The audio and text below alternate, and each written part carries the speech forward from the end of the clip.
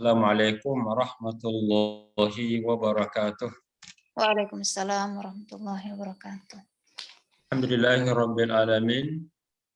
Wassalatu wassalamu ala asyrafil anbiya'i wal mursalin wa ala alihi wa ashabihi wa man walah. Allahumma anfa'na bima 'allamtana wa 'allimna ma yanfa'una wa zidna ilman.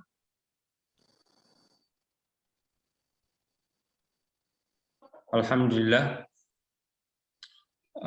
pada kesempatan berbahagia pagi hari ini Allah SWT masih menjadikan kita termasuk pilihan-pilihannya.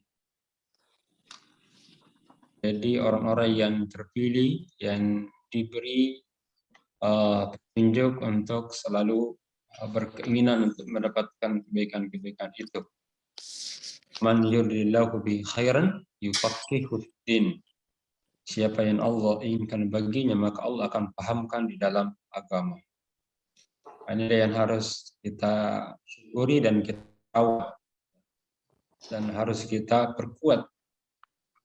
Ya, karena seseorang ya dinyatakan ya berharga di sisi Allah kalau mereka bisa memahami kata dirinya dengan Allah. Dan tidak ada yang mampu dan tidak ada ya wasilah untuk bisa memahami kedekatan kita kepada Allah kecuali ilmu. Ya.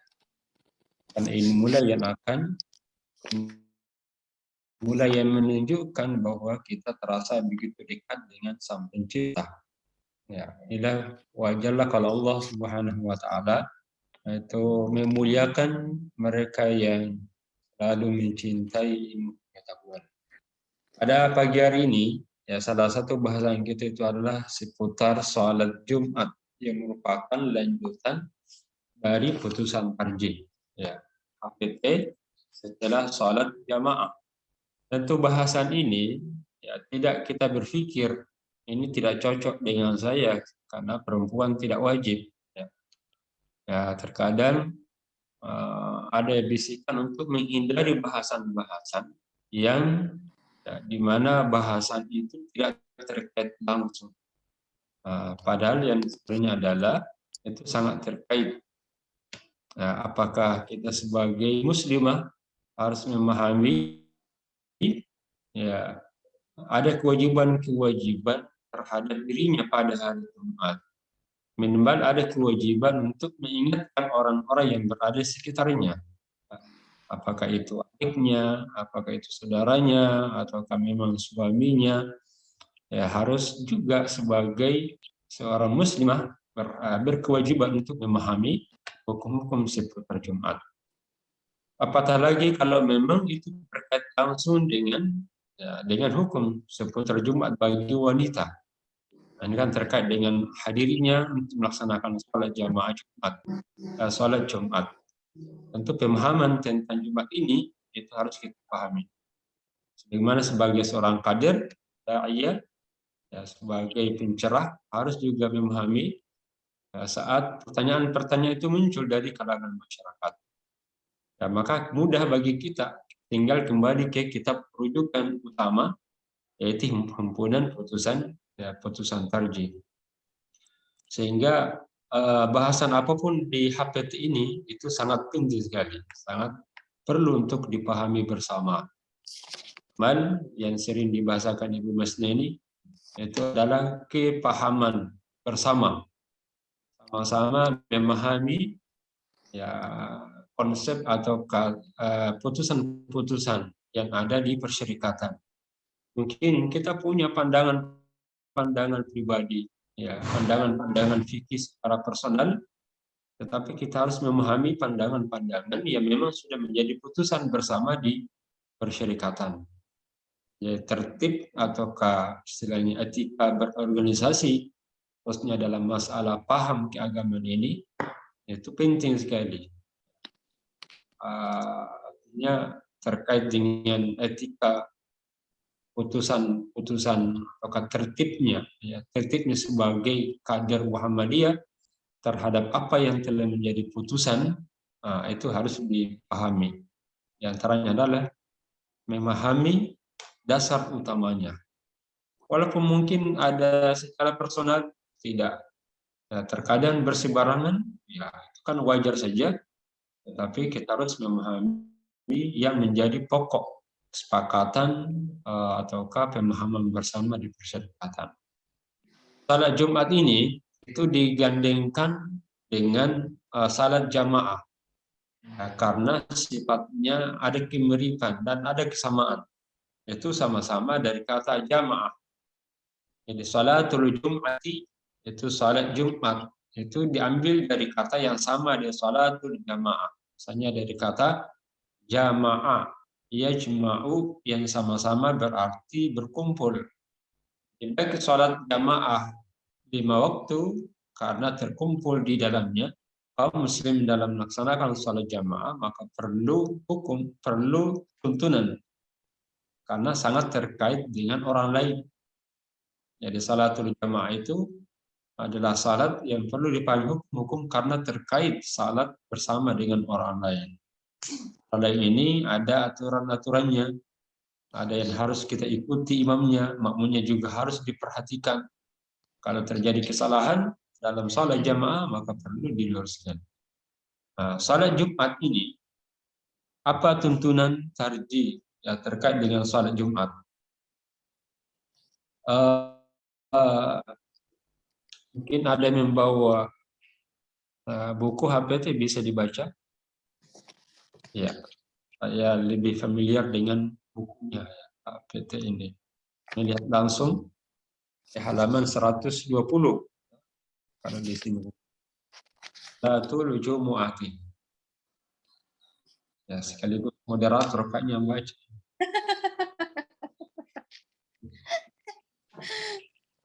Jadi yang bawa buku, yang lainnya bisa dilihat juga di rumahnya masing-masing.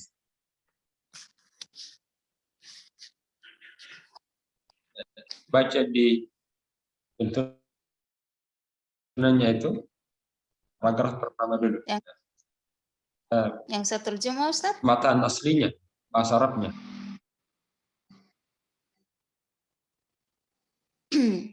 Salatul Jumu'ah idza kana yaumul jumu'ati faqim salatal jumu'ati rakaataini fi jamaah wal yaktubil imamu qabla sholati khutbataini qaimah wal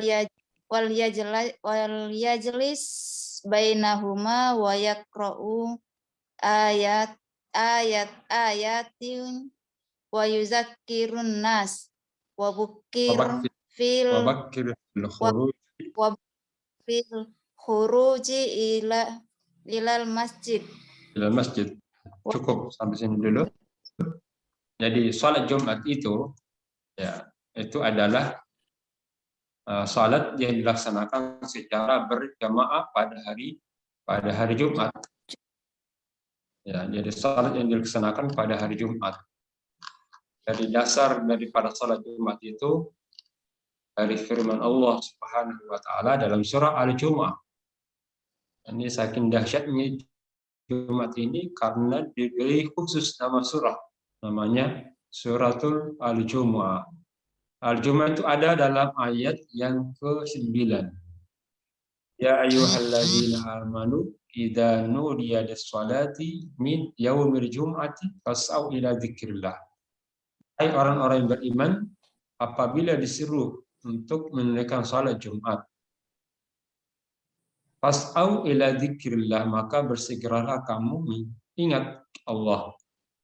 Wa darul bai', dan tinggalkanlah jual beli. Dzalikum khairul lakum in kuntum ta'lamun. Karena yang demikian itu lebih baik bagimu jika kamu mengetahui pada Jumat itu. Nah, inilah dasar ya yang mewajibkan sholat Jumat. Jumat ini juga kata Nabi, haqqun wajibun ala kulli muslimin fi jama'ati. Jadi Jumat itu adalah hak wajib setiap muslim untuk dilaksanakan secara berjamaah. Illa, kecuali arba'at abdun, kecuali 4 orang yang tidak diwajibkan. abdun mamlukun, ya, hamba sahaya, wa mra'atun, wanita, au sabiyun, ataukah anak kecil, ya, anak-anak, au maridun, atau orang sakit. Nah, inilah 4 orang yang diberi keringanan untuk tidak melaksanakan salat Jumat. Di antaranya adalah wanita. Jadi yang wajib ada setiap muslim kecuali 4 orang itu. Artinya gugur kewajibannya untuk menghadiri, tapi dia tetap melaksanakan salat Jumat. Tapi kalau ia hadir, maka tentu sah salat Jumatnya. Seperti orang yang sakit, walaupun dia datang memaksakan diri, ya salat Jumatnya tetap. Ya, hanya dalam kondisi seperti ini mereka diberi untuk tidak hadir dan cukup melaksanakan salat Jumat saja. Ya. Bagaimana tuntunannya itu? Idza kana yaumul jum'ati, di teks itu menyebutkan apabila tiba hari Jumat. Ya. Ini adalah hari yang istimewa. Karena hari ini adalah di mana Allah menciptakan bumi, ya, langit dan itu hari Jumat. Hari Jumat itu adalah hari lahirnya juga Nabi Adam alaihissalam. Hari Jumat nanti adalah hari di mana akan terjadi, ya, dibangkitkan nanti, ya, terjadi tujuan sangkakala itu juga pada hari Jumat, sehingga dapat menjadi hari raya kaum muslimin. Yang ketiga, selain salat Idul Fitri dan Idul Adha, kaum muslimin ini punya hari raya agama itu hanya 3 sebenarnya. Salat Idul Fitri, salat Idul Adha, dan salat Jumat. Itulah hari raya kaum muslimin, nah, yang ada dalam agama kita. Yang lainnya hanya memperingati saja. Nah, kita tidak merayakan hari raya itu, tapi bisa menjadi pengingat. Hanya ada Maulid Nabi, ya itu sebatas mengingat, bukan merayakan. Sama juga kalau Isra dan Mi'raj, tidak ada perayaan Isra dan Mi'raj, yang ada adalah, ya, memperingati, mengingat, ya, fenomena yang mulia yang terjadi pada masa keislaman. Tapi untuk kita rayakan hanya 3 saja. Hari raya Idul Fitri, hari raya Idul Adha, dan hari raya Jumat. Karena adalah hari kaum muslimin di mana melakukan ritual ibadah tertentu, ya, yang sudah ditentukan tata caranya. Tata cara Jumat sudah dijelaskan. Nah, inilah bagaimana bentuk tata caranya ini. Nah, itu namanya tuntunan. Bagaimana tuntunannya? Idza kana yaumul jum'ati, apabila tiba di hari Jumat. Fa'aqim salatan jum'ati, maka dirikanlah salat Jumat itu rak'ataini fi jama'ati, 2 rakaat secara berjamaah. Ini berarti sesuatu yang harus dilaksanakan karena sifatnya perintah. Ya, perintah. Hanya kalau anak-anak kita, adik-adik kita sudah Jumat baru masih tidur, dikasih bangun. Ya. Kalau teman kerja di kelas, di sekolah, ya, di kantor, tiba gilirannya hari Jumat, ada laki-laki, orang-orang yang berada di sekitar kita, maka diingatkan. Karena kita yang berdosa. Kalau di hari Jumat, lalu di sekitar kita ada orang-orang yang misalnya menjadi perwalian atau menjadi tanggung jawab pembinaan, nah, maka harus diingatkan. Maka laksanakanlah salat. Salat itu terdiri dari 2 rakaat. Dan salatul Jum'ati rak'ataini fi jama'ah, yang dilaksanakan secara berjamaah, 2 rakaat. Hal itu didasari dari hadis Nabi Shallallahu Alaihi Wasallam. Jum'atu haqqun wajibun ala kulli muslimin fi jama'ati. Nah, ini satu paket, salatnya berjamaah.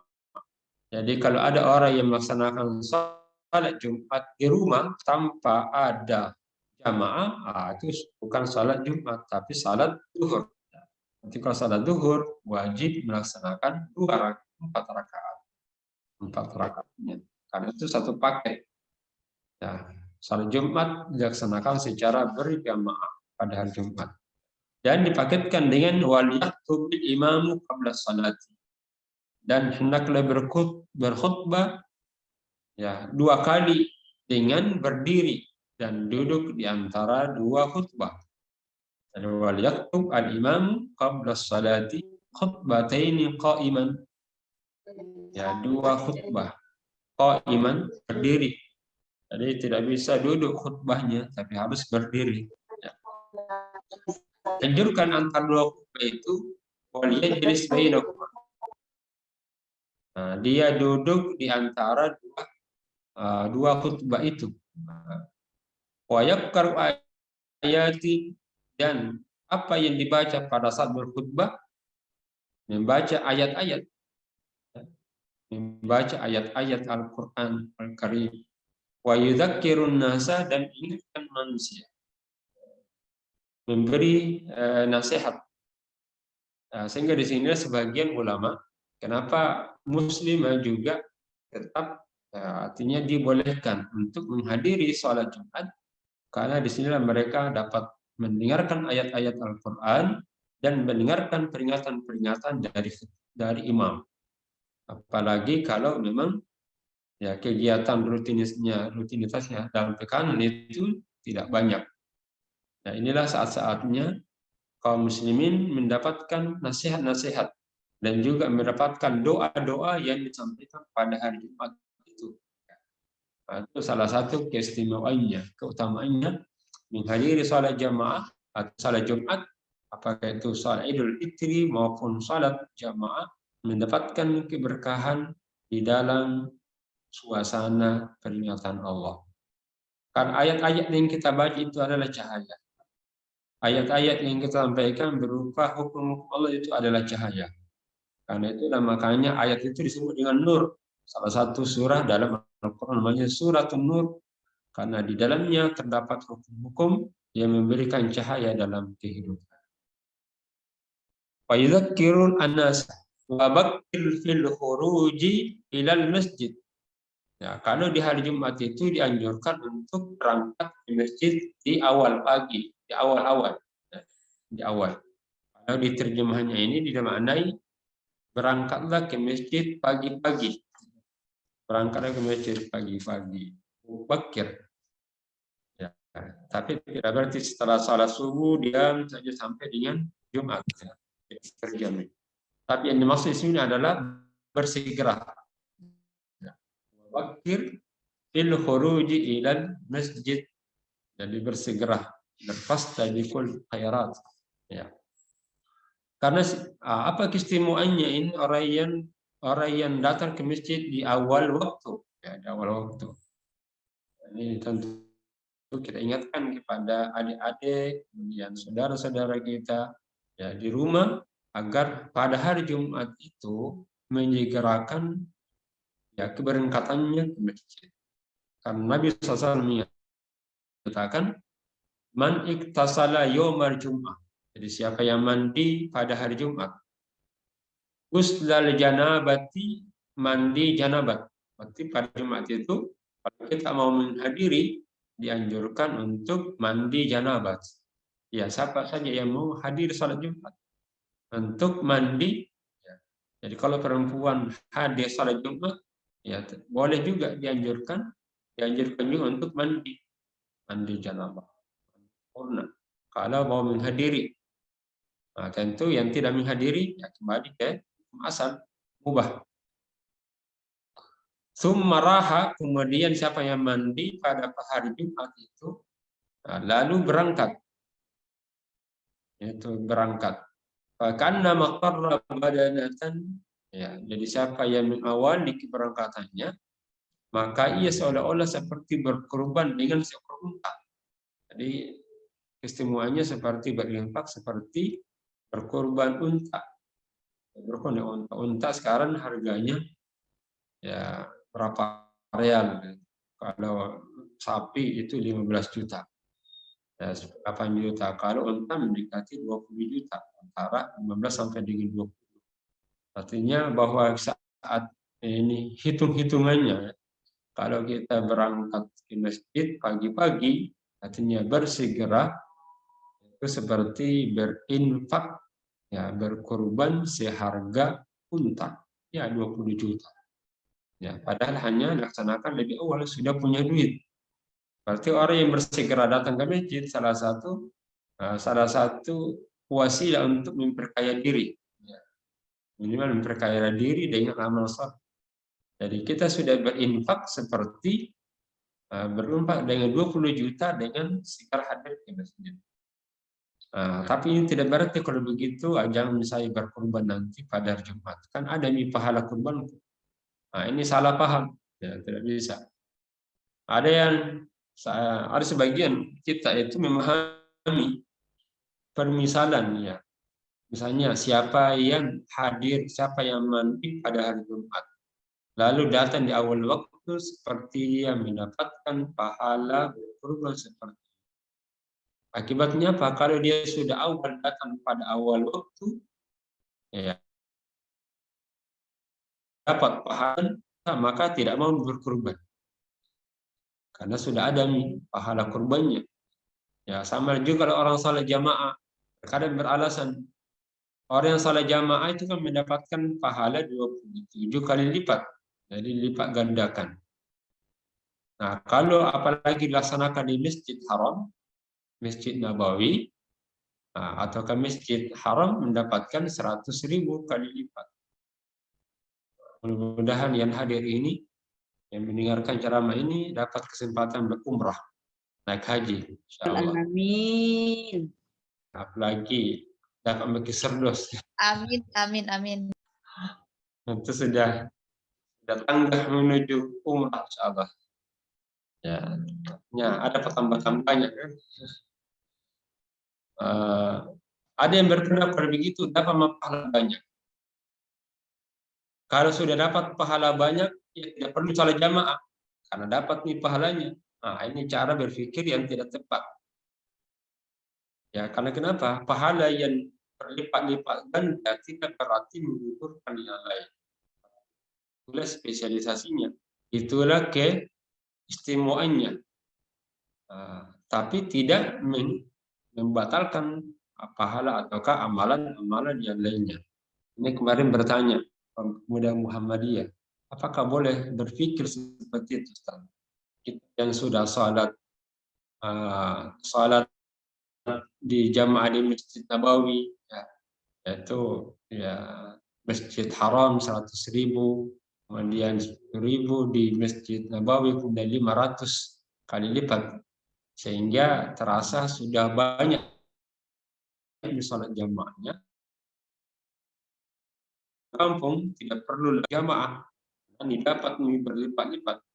Ini tentu pemahaman yang keliru. Misalnya, ya, apakah dengan diampuninya dosanya Nabi ini sudah gugur, sudah tidak mau lagi ibadah yang lain? Tidak. Justru itu akan menambahkan kesyukuran kita kepada Allah saat kita mampu melaksanakan amal soleh lebih banyak lagi. Kan itu adalah harta kekayaan tertinggi, harta kewarisan, bukan harta yang kita tumpuk. Tetapi sejauh mana amal-amal soleh yang kita torehkan dalam kehidupan ini, yang dapat bermanfaat kepada orang lain. Itulah kekayaan seorang mukmin. Kekayaan seorang mukmin adalah mampu beramal lebih banyak dan lebih bermanfaat kepada orang lain. Karena akan diperoleh utamanya nanti lebih banyak. Kata Nabi, siapa yang datang lebih awal, maka akan berapa seperti berkorban seekor unta. Tapi siapa yang berangkat, ya, dalam waktu yang kedua, ya ini berarti kloter yang kedua, gelombang kedua. Gelombang 1 lebih awal, jam 11, setengah 12 sudah hadir. Gelombang kedua hadirnya, ya, itu ya dekat-dekat khutbah Jumat. Mau naik khutbah baru naik. Orang seperti ini seperti orang yang berkorban seperti seekor lembu. Itu lebih rendah. Lebih semuanya. Tapi siapa yang berangkat pada gelombang yang ketiga, ya, Nah, ini berarti sudah khutbah naik, sudah dimulai. Dapat pahala seperti pahala ya, berkurban seekor domba yang bertanduk. Tapi siapa yang ikut setelahnya lagi gelombang keempat ini seolah-olah dia berkurban seekor ayam betina. Ayam betina dapat. Untuk dapat di ayam. Nah, kalau dapat di anak ayam, berarti ini tinggal syaratnya. Nah, karena kenapa Nabi SAW bersabda, "Fa'idha kharajal imam hadaratil malaikat yastami'una dzikr." Karena kalau imam sudah naik khutbah, kalau sudah khutbah dimulai baru kita mau datang, tidak mendapatkan catatan para malaikat. Karena kenapa? Malaikat pada waktu Jumat itu akan menyimak. Fa'idha kharajal imam, kalau imam sudah naik di atas mimbar, hadaratil malaikat, maka malaikat itu menghadiri ceramah itu. Dia akan menyimak peringatan-peringatan dari sang khatib. Khatib ini tidak boleh sembarang bicara, disimak oleh para malaikat. Ya. Ada pendengar setianya. Jadi kalau salah khutbah, salah menyampaikan, malaikat sakit kepalanya. Ya, karena dia akan menyimak juga. Yastami'una dzikra.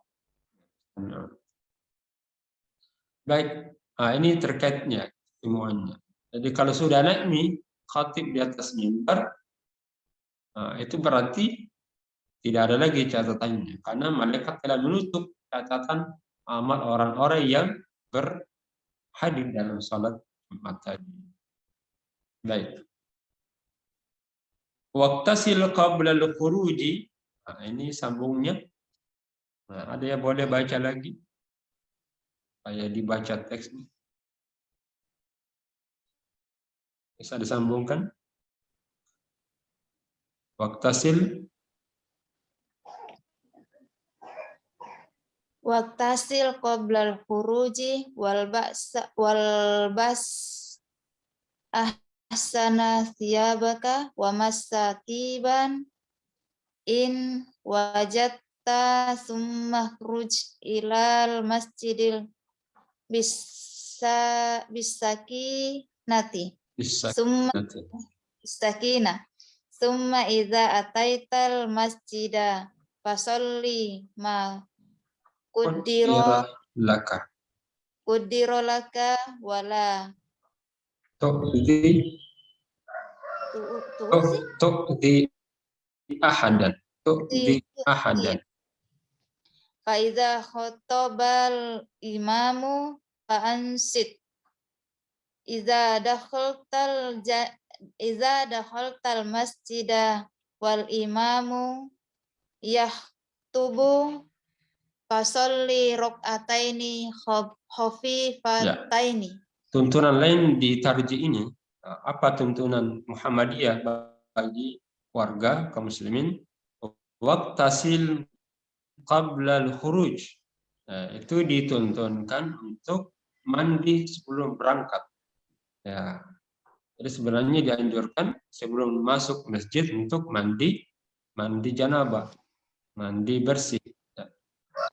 Ini permasalahannya kita ini yang bekerja, ya datang ke kantor hari, baru situ salat Jumat. Nah, ini agak susahnya. Pakai mandi juga di kampus, dan tidak layak, apalagi di sekolah. Maka caranya niatkan saja bahwa pada saat kita mandi di awal waktu itu sudah niat untuk salat Jumat. Ya, kalau yang mungkin kan kenapa innama a'malu binniyat wa innamal likulli imrin ma nawa. Maka pada Jumat itu sudah harus, ya kita harus seperti besok ini, kalau sebelum berangkat bekerja, maka kita niatkan mandinya itu adalah mandi Jumat, ya, untuk bisa menghadiri salat Jumatnya. Nah, tapi yang utama itu adalah mandi sebelum berangkat memang. Jadi beberapa saat sebelum berangkat untuk salat Jumat, situlah waktu mandi yang utama, yang afdal. Walbas ahsana thiyabika. Pada hari Jumat itu pakailah pakaian yang baik-baik. Ya, ahsana thiyab. Kenakanlah ya pakaian yang terbaik, warna putih. Ya. Bukan yang mahal tapi warna putih. Nah, masalahnya kalau sekolah sekarang ini berangkat ke masjid, ke sekolah pakai baju kaos olahraga. Masuk waktu Jumat pakai juga itu. Nah, bolehlah mungkin gunakan, tapi untuk salatnya diganti. Ya. Ini adalah hari raya kaum muslimin. Hari raya kaum muslimin. Ya. Wa mustiban, dan kenakanlah usaplah wangi-wangian. Ya, itu disukai menggunakan wangi-wangian. Karena kenapa ini? Kalau jamaah banyak orang yang kita datangi, kita jumpai. Nah, sebaik-baik orang itu adalah ketika dia berada di mana tidak mengganggu orang lain, ya tidak menyakiti orang lain. Nah, itu kan prinsip salat Jumat, salat jamaah. Di kehidupan berjamaah ini memberikan gambaran bahwa di mana saat kita berada itu memberikan kebaikan, ya memberikan keberkahan, atau minimal tidak ya mengganggu orang lain, tidak menyakiti orang lain. In wajatah, kalau ada wangi-wangiannya, kalau tidak ada, mau diapa Pak? Jangan Pak kalau tidak ada. Summa khuruj ilal masjid bisakinah. Kita hidup ini dilihat oleh Allah hidup yang tenang, apapun itu masalahnya. Nah, salat ke masjid tidak boleh datang dengan tergopoh-gopoh. Ya, jadi kebiasaan hidup tenang, ya, tapi tidak juga artinya ini santai banget, santai sekali. Tapi melewati masa-masa waktu, kemudian bekerja, melaksanakan salat itu dengan tenang. Ya. Karena itu mempengaruhi ibadah kita, bahkan mempengaruhi cara berpikir, cara beraktivitas, ya bekerja, bahkan pengaruhnya juga nanti di kuburan. Jadi kalau kita mau lihat keadaan kita di kuburan, lihat ketenangan di hati, ketenangan di dunia. Nah, maka kita diajarkan untuk menghadiri sholat apa saja, apakah di rumah atau di masjid. Ya kalau perempuan misalnya sholat di rumahnya, misalnya, ataukah sholat di ruangannya. Perlu mengawali gerakan-gerakannya tidak tergesa-gesa. Ya harus dengan tenang. Karena itu gambaran awal kerja kita itu adalah tenangnya mengawali pekerjaan. Nah, apalagi ibadah. Summa idza ataital masjid, jika kamu menghadiri masjid, fasalli ma qudira lak, maka dianjurkan untuk salat. Ya, salat apa di sini? Ya salat mutlak. Ya, tidak ada namanya salat rawatib Jumat. Jadi kalau datang salat Jumat, kita laksanakan salat tahiyatul masjid, atau menambahkan dengan salat tatawwu, ya, salat sunnah. Dan ini bukan salat rawatib, bukan sebagai rawatib salat Jumat. Di Muhammadiyah dalam fatwanya ya menyatakan tidak ada salat sunnah rawatib Jumat. Yang ada itu adalah salat mutlak. Kalau datang ke masjid lalu belum mulai khutbah Jumat, maka salatlah. Ya salatlah. Itu ma qaddira laka wala tu'ti ahadan, dan tidak mengganggu orang lain. Idza khatabal imamu, nah, kalau imamnya sudah berkhutbah, fansid, maka diamlah. Nah, tidak melakukan aktivitas. Idza dakhaltal masjida wal imamu yaktub, nah kalau misalnya kita terlambat datang masuk masjid, imam sudah berkhutbah, sudah mulai khutbahnya, shalli rak'ataini khafifatain, maka tetap mengerjakan 2 rakaat salat yang ringan, jadi agak sedikit cepatan, ya, tidak lama. Shalli rak'ataini khafifatain. Wa idza jalasa al-imamu 'alal mimbar, nah kalau imamnya sudah berada di atas mimbar, maka dianjurkan pada yu'adhin ahadukum. Nah, inilah waktu awal azan. Jadi awal azan itu adalah ketika khutbah khatib sudah di atas mimbar. Jadi tidak ada azan sebelum salat, sebelum naik di atas mimbar. Adalah setelah khatib naik di atas mimbar. Wa idza nazala minhu falyukim. Nah, kalau sudah turun dari dua khutbah, ya maka dirikanlah salat, beriqamatlah. Wal yabdal imam wal khitamu tahmid. Nah, kalau orang yang berimam itu khutbahnya diawali dengan memuji kepada Allah. Lalu wa tasyahud, lalu kita bersalawat kepada membaca syahadat. Itu diawali dengan alhamdulillah. Ini cara khutbah. Lalu bersyahadat asyhadu an la ilaha illallah, lalu bersalawat kepada Nabi sallallahu alaihi wasallam, lalu berwasiat dengan wasiat takwa. Ya, bertakwa seperti usikum bi taqwallah faqad fazal muttaqun.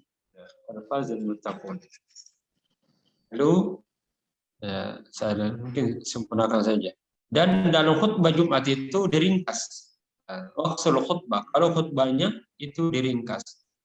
Wa atil as-salata qasdan. Sedangkan untuk salatnya diperpanjang. Nah, kalau imamnya di rakaat pertama membaca Al-Fatihah lalu baca Sabbihisma rabbikal a'la. Pada rakaat yang kedua disunahkan membaca Al-Ataka haditsul ghasyiyah. Nah, setelah salat maka dianjurkan salat 4 rakaat. 1 kali salam. Atau boleh juga 2 rakaat, 1 salam. Jadi bisa 2 kali. 2 bentuk, salat 4 rakaat, 1 kali salam, atau salat 2 rakaat, 1 kali salam. Saya kira demikian dulu materi kita untuk salat Jumat pagi hari ini. Ya, baik. Demikian tadi materi tentang sholat Jumat. Dan saya beberapa hal ini baru saya tahu, Ustaz. Baru saya tahu tentang ternyata setelah sholat Jumat itu ada lagi sholat yang dilaksanakan ya. Ya, baik. Mungkin dari teman-teman ada yang mau ditanyakan terkait persoalan sholat Jumat ini. Bukan persoalan kita akan melaksanakannya, tapi kita mengajarkan kepada siswa kita misalnya atau mahasiswa kita terkait sholat Jumat ini. Saya persilahkan. Hai Kak. Ya, silahkan. Ya, Bismillahirrahmanirrahim. Terima kasih banyak. Dan juga tadi tersentuh dengan doanya Ustadz. Amin ya Rabbal Alamin. Seperti ini Ustadz terkait dengan sholat Jumat dan sholat jamaah pada saat safar atau bepergian. Ada mungkin beberapa pendapat atau beberapa yang telah dilaksanakan oleh sebagian orang atau laki-laki. Yang pertama, ada sebagian orang atau laki-laki tetap melaksanakan sholat Jumat dan juga asar di waktu pada saat asar tiba. Padahal kan pada saat kita safar ada untuk menjamak duhur dan asar. Kemudian yang kedua, ada juga ternyata yang sholat Jumat dan asar dengan cara dijamak. Padahal ini mungkin tidak ada contohnya dari Nabi menjamak antara sholat Jumat dan asar. Kemudian yang ketiga, ini mungkin yang lazim atau yang lumrah, ada juga yang jamak sholat duhur dan asar dengan dasar di sini seringnya jamak qashar dengan dasar bepergian atau safar. Mungkin bisa ini Ustadz lebih jelasnya bagaimana sebenarnya Muhammadiyah dalam memandang ini, apa yang mana sebenarnya yang lebih afdol, seperti itu Ustadz. Syukran. Ya, terima kasih dari Herna. Dan sepertinya nyambung juga dengan pertanyaan dari Amran ya di Bulukumba. Ya. Silakan kepada Ustadz untuk merespon pertanyaan yang ada. Ya, tentang sekalian jadi Pak Arman di Bulukumba. Bagaimana dengan qashar setelah salat Jumat? Ya, ini salah satu putusan kita ini di putusan Musyawarah Nasional yang ke-30 yang dilaksanakan di Makassar. ya, tahun 2017. Itu musyawarah tarjih yang dilaksanakan di Sulsel, ya, di Sulawesi Selatan, Makassar. Salah satu putusan kita itu ada terkait dengan sholat jamaah, ya, yang dilaksanakan pada hari Jumat.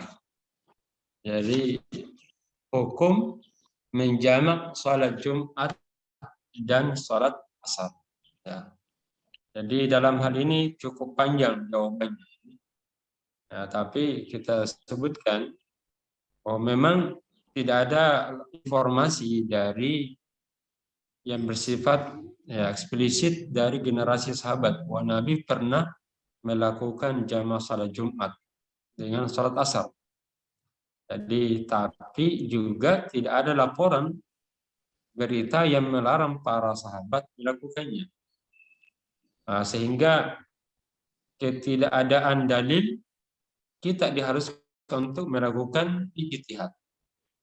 Jadi tidak ada larangan, tidak ada perintah. Ya, ini tidak mungkin kita menghindari ijtihad karena tersebut membiarkan tanpa adanya hukum. Kemudian itu pandangan yang pertama. Jadi istilahnya, ya, semacam pengantar. Bagi orang yang melakukan perjalanan, ini satu prinsip juga. Siapa saja yang melakukan perjalanan, ia mendapatkan keringanan. Nah, itu konsep dasar asal hukum bahwa orang yang melakukan perjalanan itu mendapatkan keringanan untuk ruksa, untuk tidak menunaikan salat Jumat, dan ia dapat menggantikan dengan salat zuhur. Nah, itu salah satu solusinya juga, kan? Orang yang musafir dapat keringanan untuk tidak salat Jumat, ya, karena, ya, dari dalil-dalil yang ada. Nah, hadis yang kalau misalnya memang Nabi itu pernah menerangkan bahwa wukuf di Arafah itu juga ada pertepatan dengan hari Jumat. Itu memang, ya, terjadi bahwa hari Arafah pada tanggal 10 itu jatuh pada hari Jumat, juga dikonfirmasi sebenarnya oleh data penelitian, ya, bahwa terjadi, ya, bahwasanya mereka juga, ya, melaksanakannya tapi tidak salat Jumat. Ya, kemudian ada juga bahwa sahabat tidak melakukan salat Jumat, melainkan salat zuhur di jamak. Jadi kalau waktu itu ketika terjadi jamaah haji, ya, bertepatan dengan salat Jumat, Nabi tidak salat Jumat waktu itu, tapi melaksanakan salat zuhur yang digabung antara zuhur dan asar. Hingga apa kesimpulan kita di sini? Ya. Yang pertama, keumuman dalil. Jadi dari dua pandangan. Yang pertama karena satu tidak ada langsung, kemudian juga ada yang mengambil secara umum, maka, ya,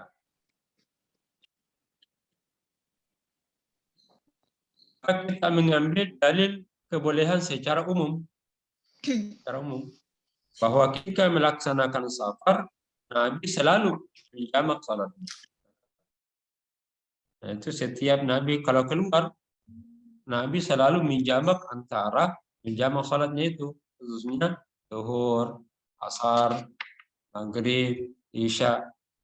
Nah, kebiasaan Nabi melakukan jamak pada safar, itu juga disebutkan dalam beberapa hadis.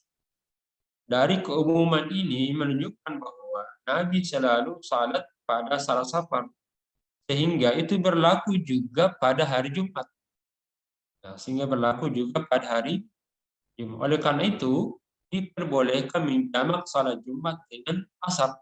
Itu adalah hasil ijtihad kita. Nah, kemudian yang kedua adalah keumuman dalil tentang salat asar pada saat safar. Kan asar juga dibolehkan untuk dikasar.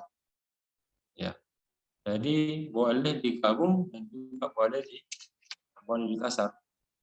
Kemudian ada 3 prinsip keringanan dan kemudahan bagi musafir. Jadi perjalanan sendiri semuanya itu adalah ada masyakkah, ada kesulitan. Ya. Nah, kesulitan inilah membuatkan tidak diwajibkannya puasa dan boleh menjamak salat. Dan kesulitan ini juga dirasakan oleh orang musafir pada hari Jumatnya, ya, pada hari Jumat. Sehingga pada saat itulah karena ada ilatnya, yaitu menyulitkan, maka musafir pada hari Jumat tetap memperoleh keringanan. Keringanan apa itu? Yaitu menggabung salat Jumat dengan salat asar. Ya. Nah, dalil secara khusus memang ditemukan secara khusus. Tapi hal tersebut diambil dari dalil-dalil yang menerangkan bahwa waktu salat Jumat adalah waktu salat zuhur, artinya bertepatan, bukan waktu salat asar. Salat Jumatnya kapan dilaksanakan? Ya salat zuhur. Maka boleh gabung adalah Jumatnya dikerjakan di waktu salat zuhur. Makanya tidak boleh ditakhir. Ya. Misalnya salat Jumatnya di waktu asar, tidak boleh karena sudah lewat waktunya. Jadi kesimpulannya di fatwa Tardi membolehkan menggabung antara salat Jumat dengan asar. Hanya saja kalau ada warga yang mau, ya, misalnya dia tidak mau jamak, salat zuhur Jumat dulu, nanti salat asar baru dia ringkas, ya boleh, bukan pilihan. Tapi maksudnya kalau ternyata ada yang mau menggabungkan salat zuhur, salat Jumat dengan asar, maka hukumnya boleh. Tapi kalau dia hanya salat Jumat, lalu asarnya dia salat 2 rakaat, tentu ini tidak ada perselisihan di dalamnya, sesuatu yang boleh ya, dilakukan. Baik.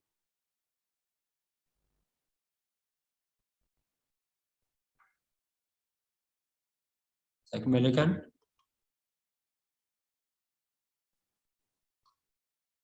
Termute ternyata. Ya, teman-teman mungkin ada yang masih mau bertanya langsung sebelum saya beralih ke kolom chat. Saya. Oh ya, silahkan. Ya, baik Ustaz. Assalamualaikum warahmatullahi wabarakatuh. Waalaikumsalam. Terkait materi yang disampaikan hari ini adalah salat Jumat. Yang ingin saya tanyakan adalah bagaimana salat Jumat bagi perempuan? Apakah dia meniatkan salat Jumat kalau dia salat di rumah atau tetap salat duhur seperti biasa? Mungkin itu yang saya tanyakan Ustaz. Salat duhurnya perempuan di rumah, apakah dia niat salat Jumat 2 rakaat atau tetap salat duhur 4 rakaat? Demikian. Assalamualaikum warahmatullahi wabarakatuh. Nah, ini yang di chat ini juga sama. Ya, kayaknya nyambung juga Ustaz ini dengan yang dari IP nih. Ya. Tentang Jumat kita perempuan sholat. Kalau hari Jumat itu salat kita zuhurnya. Ya. Juga cuma 2 rakaat jika kita khutbahnya. Ya, jadi kalau misalnya sholat Jumat itu kalau perempuan dianggap Jumat kalau bergabung dengan jamaah di masjid. Jadi bergabung, maka hitungannya juga sebagai salat Jumat. Maka dia dengan khutbah, dia salat Jumat 2 rakaat lalu dengarkan khutbahnya. Ataukah dengarkan khutbah dulu baru laksanakan salat. Nah, kalau hari Jumat kita yang perempuan katanya, kalau hari Jumat itu salat duhurnya kita juga cuma 2 rakaat. Nah, jika kita mendengarkan khutbahnya, tidak. Kalau memang berada di rumah, ya tetap salat duhur walaupun dia dengar khutbah dari jauh. Tapi kalau dia hadir di masjid dan mengikuti rangkaiannya, maka hitungan itu adalah salat Jumat. Maka cukup 2 rakaat. Cukup 2 rakaat. Nah, perlu dipasangkan niat ya, bahwa kehadiran di masjid itu untuk menghadiri salat Jumat. Ya, untuk menghadiri salat Jumat. Tapi kalau niatnya tidak ikut bergabung, ya sekedar duduk-duduk saja, nah, berarti dia tidak ikuti rangkaiannya, ya maka posisinya dia sebagai salat duhur 4 rakaat. Ya, makanya innama a'malu binniyat. Jadi kalau dia hadir untuk mengikuti rangkaian Jumat, maka hitungannya Jumat 2 rakaat salat lalu berkhutbah, kemudian dengarkan baru dia. Tapi kalau hanya sekadar datang saja, tidak bermaksud untuk ikut rangkaiannya, ikut salat Jumat, maka hitungannya adalah salat zuhur. Ya. Itu zuhur berapa rakaat? 4 rakaat. Kemudian langsung saya baca di musafir. Eka Damayanti. Apa detail kategori musafir? Nah, ini juga di musyawarah kemarin. Ketika Munas sangat panjang ya, tentang kriteria yang dinamakan dengan musafir. Ada yang menyatakan ukurannya 6 farsakh ataukah perjalanan 96 km. Ada yang 45. Nah, karena memang tidak ditemukan waktu yang pas bahwa batasan musafir itu, maka itu adalah kembali ke urf. Jadi kebiasaan kita melakukan perjalanan yang tidak biasa. Jadi perjalanan yang tidak biasa, ya di mana kita memang berniat untuk bepergian. Ya, maka dalam suasana seperti ini, maka itu sudah dibolehkan untuk menjamak dan kasar. Jadi urf kan menjadi adat. Ya, adat dan kebiasaan kalau melakukan perjalanan yang tidak biasa, bukan perjalanan biasa seperti mau datang ke Indomode dari Goa, itu kemudian kembali itu perjalanan biasa, maka tidak disyariatkan untuk jam ada masker. Tapi kalau perjalanan tidak biasanya, itu ada beban juga memang kita rasakan ya, dalam perjalanan itu karena melakukan perjalanan ada persiapan yang berbeda dengan biasanya, maka itu masuk kategori musafir, walaupun belum sampai pada ukuran tertentu. Ya.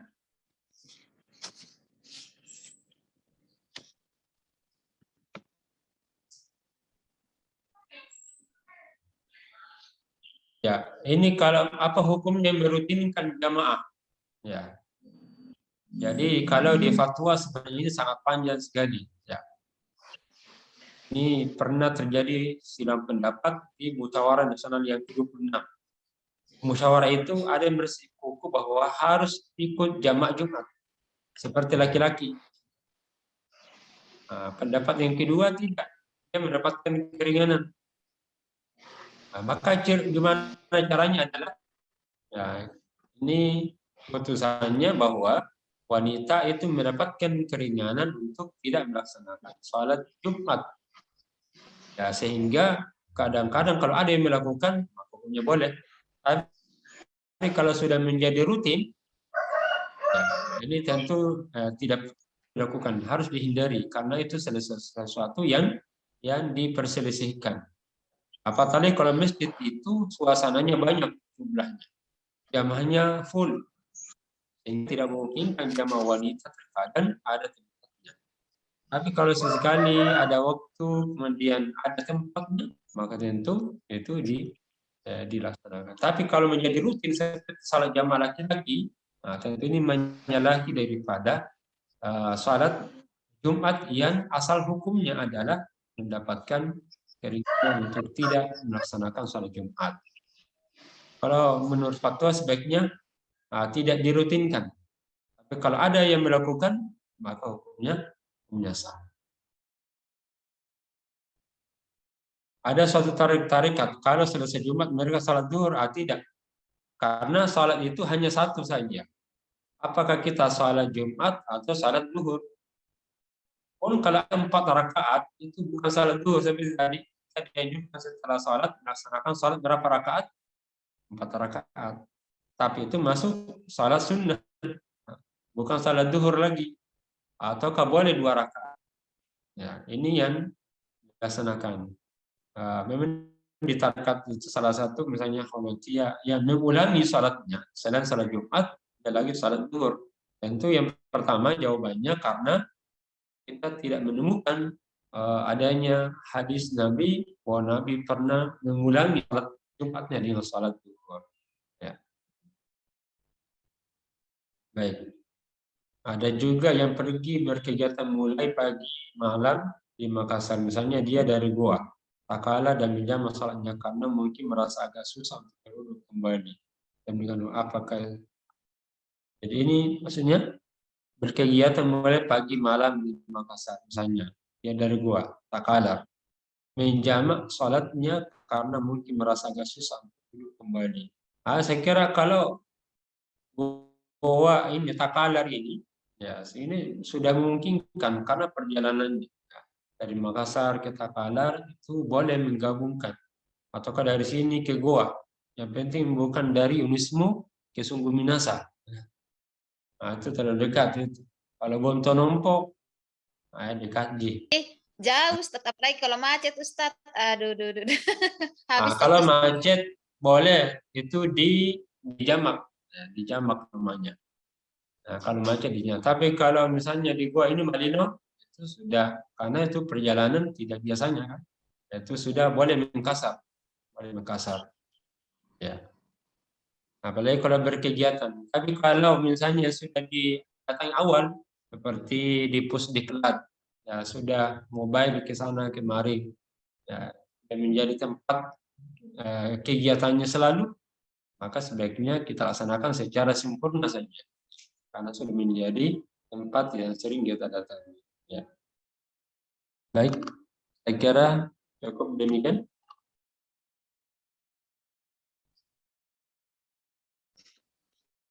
Bagaimana teman-teman, masih ada yang mau dipertanyakan barangkali hal-hal yang terkait dengan sholat Jumat?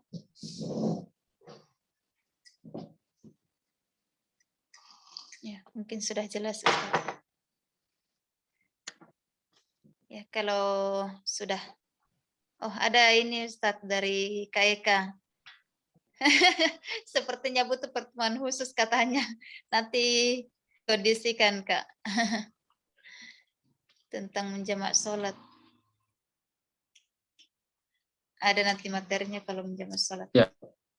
Ya, mungkin pertemuan selanjutnya itu, atau ya kita lihat saja mungkin karena bab khusus terkait dengan Makassar. Salah satu putusan juga musyawarah nasional yang terakhir di Makassar ini.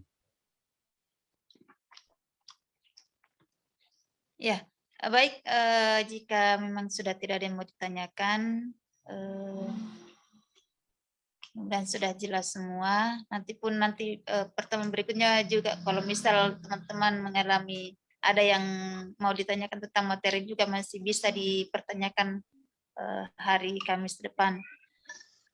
Ya, untuk selanjutnya kami kembalikan kepada Ustadz untuk closing statement kajian kita pagi ini.